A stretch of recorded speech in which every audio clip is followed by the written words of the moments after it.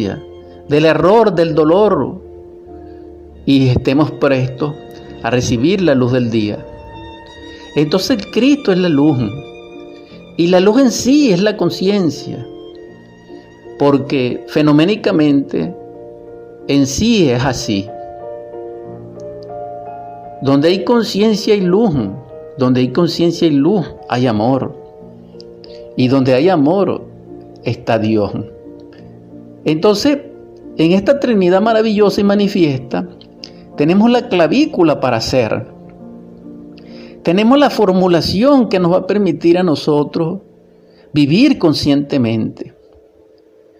Porque la vida en sí, mecánicamente no tiene sentido. La vida en sí como existencia en forma autómata no tiene propósito. Sería vana, como dijo Salomón. La vida es vanidad de vanidades y aflicción de espíritu. Entonces la vida tiene un propósito oculta. Pero ese propósito oculto no es dable a cualquiera, sino solamente a aquel que ame a su Padre.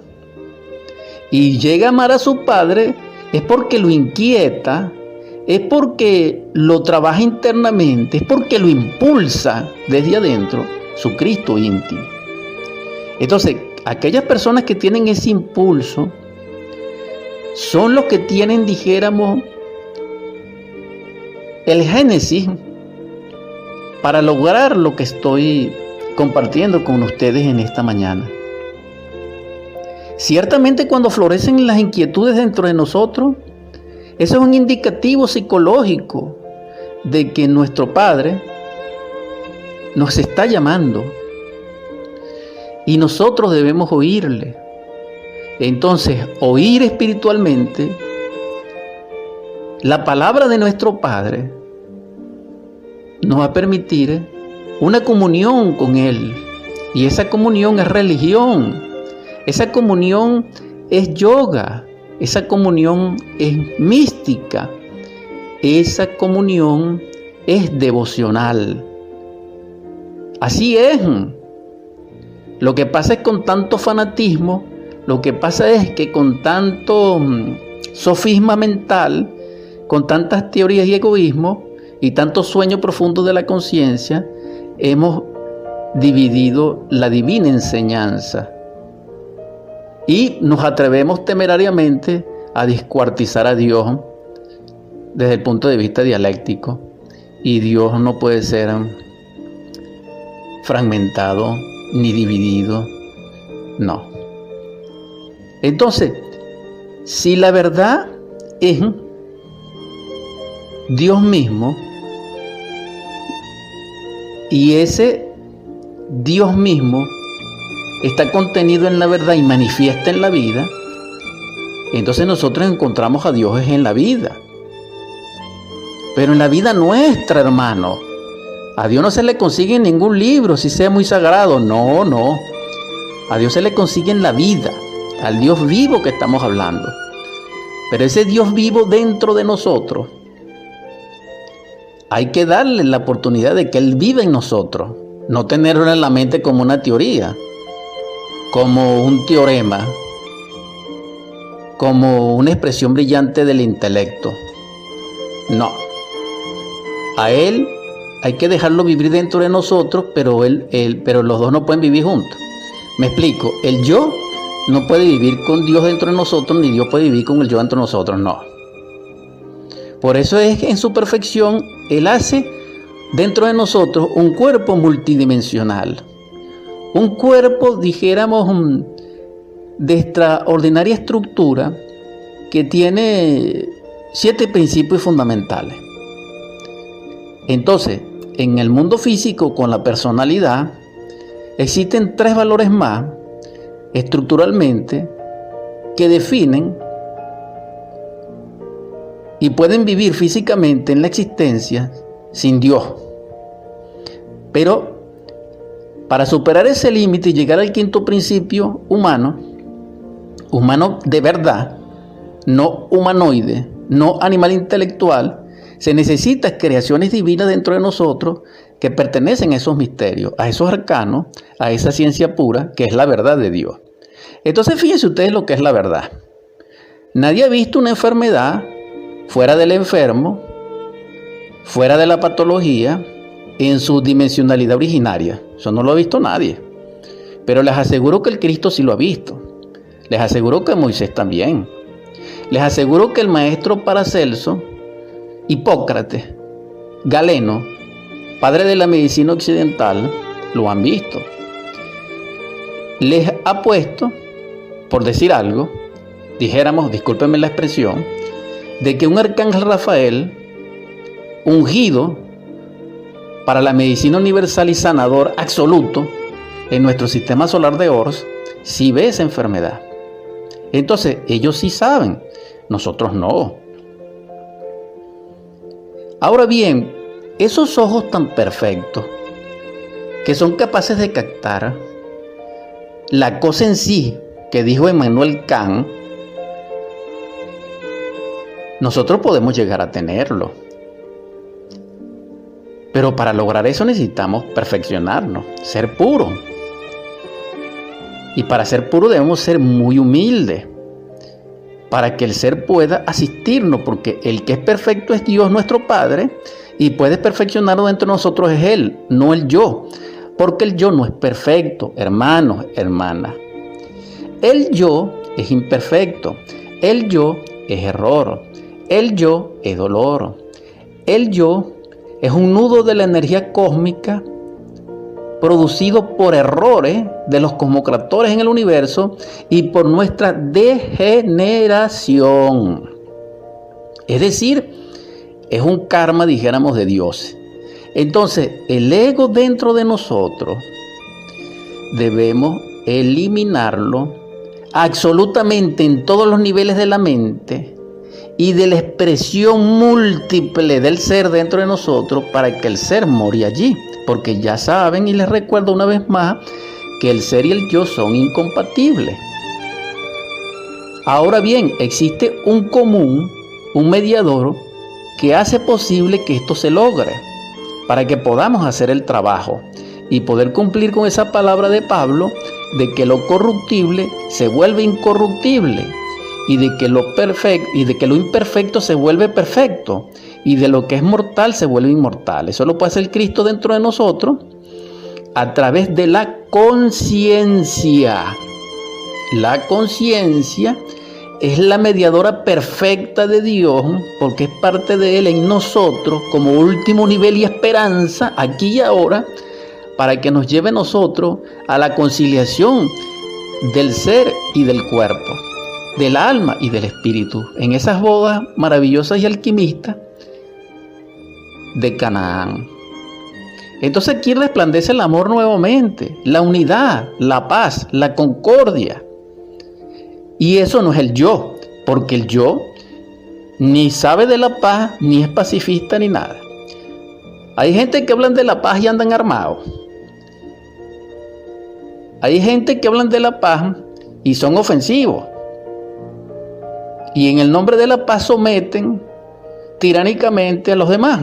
Es decir, sobreponen su voluntad o emplazan su voluntad sobre los demás, y eso no es cristiano, hermanos, hermanas. No, no, no.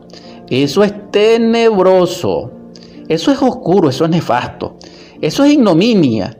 Eso es iniquidad. Esas son expresiones del ego. Ahora bien, hay algo interesante y cómico. Me van a perdonar, pues. Ciertamente, la ciencia materialista ha planteado que existe un alter ego, un yo superior, un yo divino. Y eso realmente, a la luz de la ciencia pura, a la luz de la verdad, es falso y de toda falsedad, porque el yo superior que ellos llaman, allá ellos, simple y llanamente, ni es inmortal, ni es partícipe de la paz, ni tiene el poder genesíaco de cambiar y transformar la vida en un nivel superior. No, si eso fuese así, nosotros no estuviéramos como estamos. Porque nosotros, ¿cuánto tiempo tenemos en esta civilización? Guerra tras guerra, teoría tras teoría, política tras política, creencia tras creencia, y cada vez estamos peor. Entonces, si ese yo superior fuera tan superior, entonces ¿por qué estamos así? Que ignoramos. Pero hay otra cosa más grave, dijéramos, y también más graciosa. Vamos a suponer que nosotros tengamos un yo superior. Porque les digo una cosa, el ser no es el yo. El ser es distinto. Allí hacemos la diferencia entre la psicología gnóstica, la psicología crística, la psicología búdica, de la psicología materialista. Porque si el yo superior, tan ilustrado, ¿por qué no ha sometido el yo inferior? Porque nosotros vemos que personas muy ilustradas son corruptas, pues. Entonces pregunto, ¿qué pasa con ese yo superior que es corrupto? Que no puede someter al yo inferior que también es corrupto. Entonces, vamos a ser sinceros. Sin embargo, vemos que la deshonestidad pertenece al yo.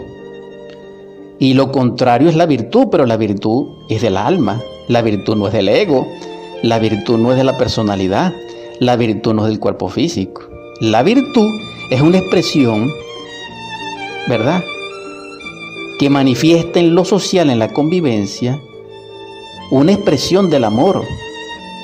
Y es honesta, y es auténtica, y es sincera. Eso no es del yo. Si profundizamos más en este asunto, ¿cómo el yo puede eliminar al yo? ¿Cómo una parte de sí mismo va a eliminar la otra parte de sí mismo? Ahora, el ser sí puede eliminar al yo porque el ser no es el yo. Pero el yo no puede eliminar al ser, no. El yo no puede llevar a la muerte segunda. El yo no puede llevar a nosotros al delito, al crimen, al suicidio, al homicidio, a la cárcel, al hospital, al cementerio, a una guerra. Nos puede llevar a un palacio. Pero el yo no puede desintegrar al ser. Porque el ser es el ser y la razón del ser es el ser.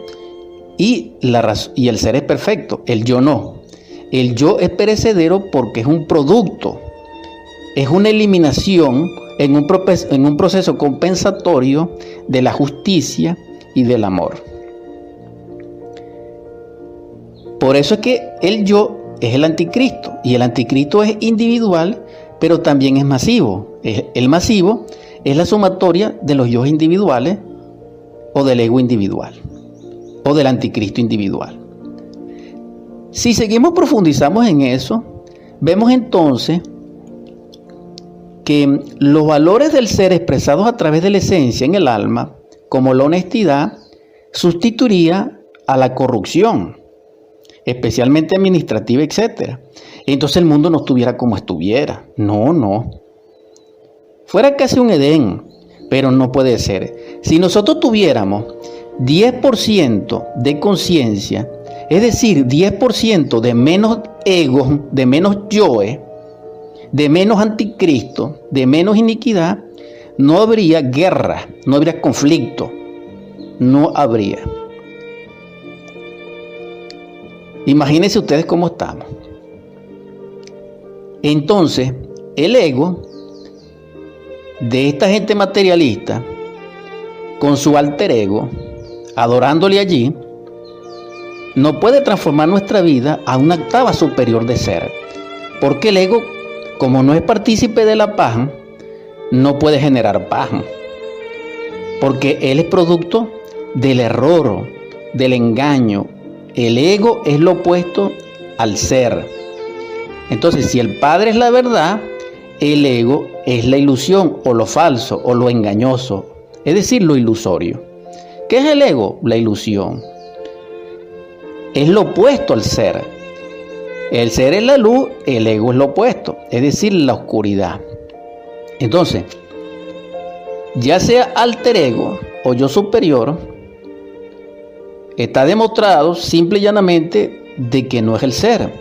Y como no es el ser, no tiene acceso a la verdad. Ahora bien, el ego tiene embotellada la conciencia.